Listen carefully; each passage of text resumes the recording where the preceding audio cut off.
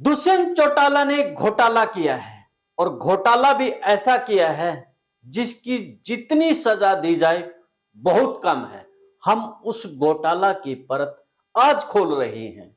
पिछले 2 दिन से एक नई बहस ने जन्म ले लिया है कि दुष्यंत चौटाला ने घोटाला किया है। चौधरी वीरेंद्र सिंह ने आरोप लगाया, उससे पहले अभय सिंह चौटाला ने आरोप लगाया, उससे पहले राम कुमार गौतम ने आरोप लगाया। लेकिन अब चौधरी वीरेंद्र सिंह ने जब 10% 12% को लेकर के कहा, तो दिग्विजय सिंह चौटाला ने कहा कि हम कोर्ट में घसीटेंगे और कोर्ट में उनको बताना पड़ेगा, सबूत देने पड़ेंगे कि हमने कहां घोटाला किया है।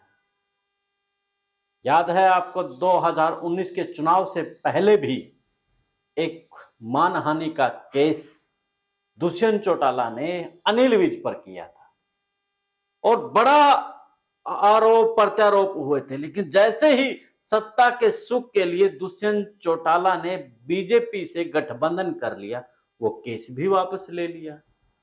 यानी कि जनता को किस प्रकार से मूर्ख बनाया गया दो दुष्यंत चौटाला द्वारा। दुष्यंत चौटाला कई बार कहते हैं, आपको उनका भाषण भी आप सुनते हैं, कहते हैं कि मैंने क्या कर दिया ऐसा कि मेरे पीछे कांग्रेस के लीडर लगे हैं, इनेलो के लगे हैं, कि युवा लड़का, यानी कि एक इमोशनल ब्लैकमेल करते हैं। उसके समर्थक भी कहते हैं कि दुष्यंत चौटाला ने ऐसा क्या अपराध कर दिया है, अपना यानी कि समर्थन ही तो दिया है। तो उस समर्थन देना छोटा अपराध नहीं है। वोट की ताकत देश के संविधान ने हमें इसलिए दी है कि हम अपना देश का भविष्य तय करें और उन नेताओं को, उन जनप्रतिनिधियों को हम इसलिए चुनते हैं ताकि वो हमारे भविष्य का निर्माण करें। हम इसलिए नहीं चुनते कि वो लोग अपने सत्ता के सुख के लिए हमारा वोट उस पार्टी को दे दे जिसकी ना हम विचारधारा से खुश हैं, ना उनके द्वारा करवाए गए विकास कार्यों से खुश है। उन पार्टियों ने हमें जब कुछ दिया ही नहीं, उसके खिलाफ हमने वोट आपको किया था और आपने उस वोट को उसी के सहयोग के साथ जाकर के सरकार बना दी। ये छोटा अपराध है क्या? इसके ऊपर अगर माननीय सुप्रीम कोर्ट या जनता खड़ी हो जाए, दल बदलू जो नेता होते हैं, इनके लिए तो कठोर सजा होनी चाहिए, क्योंकि इन्होंने जनता के विश्वास को तोड़ा होता है, जनता के विश्वास को बेचा होता है। तो यह अपराध छोटा है। जो दिग्विजय चौटाला कहता था कि मैं भाजपा के खिलाफ बोलता था कि ये किसानों के खिलाफ है, ये मजदूरों के खिलाफ है, जब 2019 में उनको जरूरत पड़ी, भाजपा को जरूरत पड़ी, वो सब बातें भूल गए और उनके साथ में खड़े हो गए। क्या वो सही है उनके साथ खड़ा होना?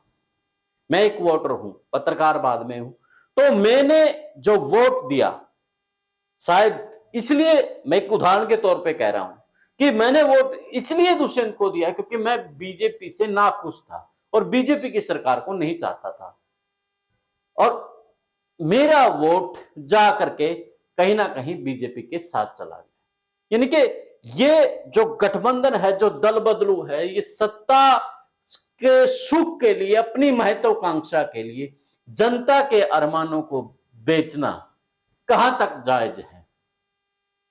ये सबसे बड़ा अपराध है। बाबा साहब भीमराव अंबेडकर ने वोट की ताकत जनता को इसलिए दिलवाई थी ताकि वो अपना नुमाइंदा ऐसा चुने जो कि आपकी बात कर सके, आपका भविष्य तय कर सके। जब मेरे वोट की ताकत मेरे देश के संविधान ने दी है, तो उसी संविधान ने उन जनप्रतिनिधियों को भी हमारे भविष्य के निर्माण के लिए बात कही है। लेकिन हम खुश उस पार्टी से नहीं है जहां जो जिसको हम वोट नहीं देना चाहते थे और वही हमारा वोट उसने जाकर के दे दिया। तो सीधे तौर पर यही जो दुष्यंत के समर्थक कहते हैं या दुष्यंत चौटाला कहता है कि मैंने क्या कसूर कर दिया, मैंने काम करवाया, क्या करवाया? बेरोजगारी में नंबर 1 हरियाणा होता जा रहा है, रोजगार में आपने कुछ किया नहीं है, शिक्षा में आपने कुछ किया नहीं है। हाँ, अगर आप देखेंगे शराब के जो ठेके हैं, आपको इस तरह से सजे मिलेंगे जैसे मॉल तैयार किए गए हैं। इनके शराब के ठेकों का इतना बढ़िया बना दिया गया है, ना पीने वाला व्यक्ति का भी ध्यान उस तरफ जाएगा ही जाएगा। और बड़े फ़क्र से कहता है दुष्यंत चौटाला कि प्रदेश में रेवेन्यू बढ़ाने वाला मैं हूँ, क्योंकि उनके पास एक्साइज है। शिक्षा, स्वास्थ्य, चिकित्सा, रोजगार तमाम मुद्दों पर चुप। कितनी यूनिवर्सिटी बनाई, कितने हॉस्पिटल बनाए, उन पे कोई बात नहीं है। तो दुष्यंत चौटाला ने सबसे बड़ा अपराध जनता का वोट की ताकत छीनी है, यानी कि उनका वोट जाकर के दूसरी पार्टी को दे दिया। दल बदलू, ऐसे दल बदलुओं पर जनता को भी आवाज उठानी चाहिए, मीडिया को भी आवाज उठानी चाहिए और माननीय सुप्रीम कोर्ट को ऐसे नेताओं के खिलाफ तो जरूर कार्रवाई करनी चाहिए। आज ये विश्लेषण मानिए या बेहद जरूरी मुद्दा मानिए, क्योंकि 2024 के चुनाव में बहुत से नेता इसलिए तैयारियां कर रहे हैं क्योंकि उन्हें अब ये आसान रास्ता नजर आने लगा है कि हमारे पास 5, 7, 10 जो विधायक होंगे, जिसकी सरकार नहीं बनेगी, हम उसके साथ जाकर के सरकार बना लेंगे। पहले सरकार को कोसेंगे और फिर उसके साथ खड़े हो जाएंगे, उसके साथ सरकार बना लेंगे। अगर अभी से ये कदम उठा लिया, ऐसे नेताओं को सबक सिखाना जरूरी है।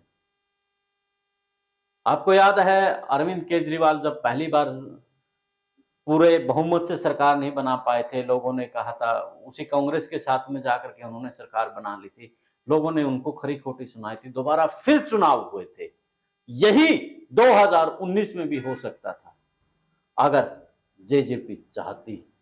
वो विपक्ष में बैठकर आप जिस वोटर ने उसको चंडीगढ़ विधानसभा में भेजा है उसकी बात करता। तो खैर, आप भी अपनी राय कमेंट्स बॉक्स में आप जरूर दें कि क्या दुष्यंत चौटाला ने अपना गठबंधन भाजपा को देकर के जनता के वोटर का विश्वास तोड़ा है, बड़ा अपराध किया है। आप इसे कैसे देखते हैं, कमेंट्स बॉक्स में आप जरूर बताएं। देश और प्रदेश की खबरों के लिए देखते रहिए विश्व प्रेम न्यूज और हरियाणा न्यूज फ्लैश। मिलते हैं एक नए मुद्दे, नए विश्लेषण के साथ। तब तक मुझे दें इजाजत। जिंदाबाद।